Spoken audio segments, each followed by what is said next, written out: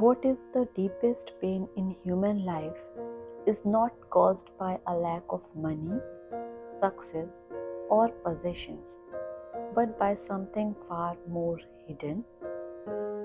What if the real suffering of the human heart comes from being separated from its own divine source? Paramahansa Yogananda gives us a profound truth in just a few words. It is spiritual poverty, not material lack, that lies at the core of all human suffering. My dear friends, this wisdom asks us to look beyond the surface of life. So often we believe that only we had more money, more comfort, more recognition, more love from others, then our relentless would disappear.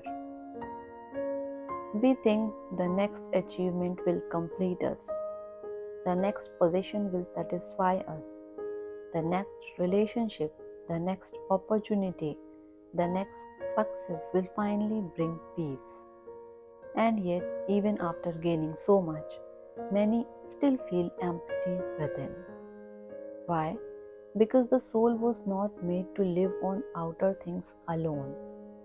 The soul longs for something deeper, something eternal, something no material object can ever replace. It longs for God. Yogananda is reminding us that the greatest poverty is not found in a small house, an empty wallet, or worldly limitation. The greatest poverty is forgetting our divine inheritance. A person may have very little in the eyes of the world and yet be inwardly rich, filled with faith, peace, devotion, and quiet joy. Another may possess wealth, power, and admiration, yet inwardly feel dry, anxious, and alone. So, the true measure of life is not what we own outwardly, but what we hold inwardly. Spiritual poverty begins when the heart loses contact with God. It begins when we seek permanent fulfillment in temporary things. It begins when prayer becomes forgotten, when silence becomes uncomfortable, when the soul is starved of truth, love, and divine remembrance. Then even blessings feel incomplete, even pleasures feel shallow, even victories feel strangely empty. How many people today appear outwardly successful, yet inwardly they are tired, burdened, and hungry for the meaning? This is because the human heart cannot be fed by the word alone. The body may be clothed, the mind may be occupied, the senses may be entertained, but unless the soul is nourished, suffering remains. And how do we nourish the soul? By turning toward God, by prayer that is sincere, by meditation that is deepening, by moments of stillness in which we stop running outward and begin listening inward, by love, by humility, by truthfulness, by devotion, by remembering again and again that we are not merely bodies struggling through this world, we are children of the infinite.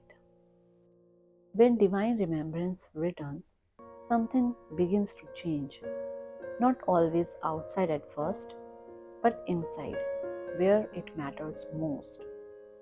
A quiet strength appears, a peace not dependent on circumstances begins to grow. A hidden joy starts rising from within. And then we understand the soul was never meant to beg from the world what only God can give. This does not mean material needs are unimportant. Human life requires food, shelter, care, and responsibility. But Yogananda is pointing us to the deeper truth. Even when outer problems are solved, inner suffering continues unless the soul is awakened. And when the soul is awakened, even life's hardships can be faced with courage, grace, and hope. So today, let us ask ourselves honestly, am I only trying to improve my outer life, or am I also feeding my inner life? Am I collecting things for the body and mind while neglecting the soul? Am I seeking temporary comfort while ignoring eternal peace? The good news is this: spiritual poverty can end the very moment we turn toward God, the moment we pray with sincerity, the moment we sit in silence, the moment we remember that divine love is already near. The inner door begins to open. And where God enters, darkness cannot remain for long. Let us not live as spiritual beggars when we are heirs to divine joy. Let us not search endlessly outside for what has always been waiting within. The soul's greatest wealth is communion with God, and once that wealth is discovered, life is never the same. So today, ask yourself, what am I truly lacking? Something of the world or something of the spirit? Because when the heart becomes rich in God, even the midst of life's struggles, it discovers a peace the world can never give and can never take away. So, if this video helped you for your perception, share it with your friends and family. Send love to them, send peace to them, and follow for more Yogananda wisdom videos. Jai Guru.